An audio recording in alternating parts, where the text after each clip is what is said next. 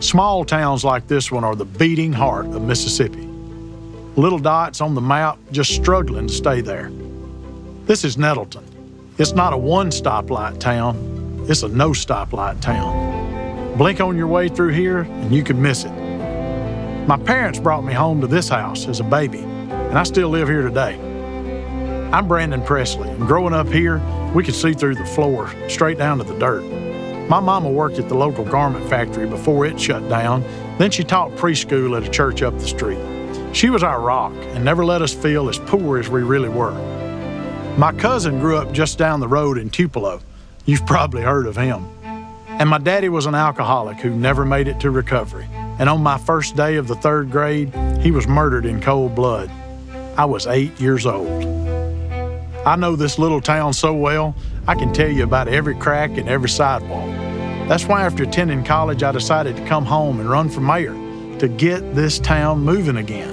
And against all odds, I won. When I took office, Nettleton was in a heap of trouble with a mountain of debt. But we jerked all the slack out of the chain to get things working again.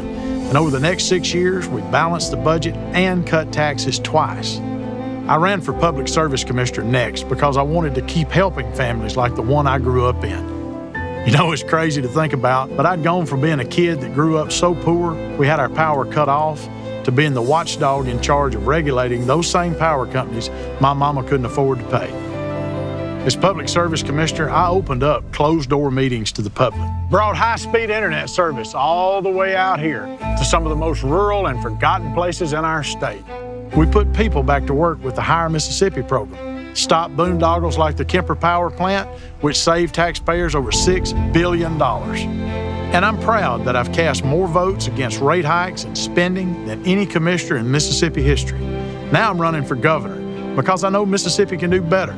We've got a state filled with good people, but horrible politicians, and that includes our governor. Tate Reeves is a man with zero conviction and maximum corruption.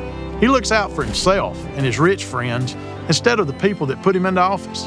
And he's been caught in the middle of the largest public corruption scandal in state history. Look, we can build a Mississippi where we fight corruption, not embrace it, where we cut taxes, lower the cost of health care, and create good jobs. A Mississippi where we finally focus on the future, not the past. A Mississippi where we lead with strength and courage and real backbone. And if you make me your governor, I promise you this, I'll never forget who I am, where I came from, or who sent me.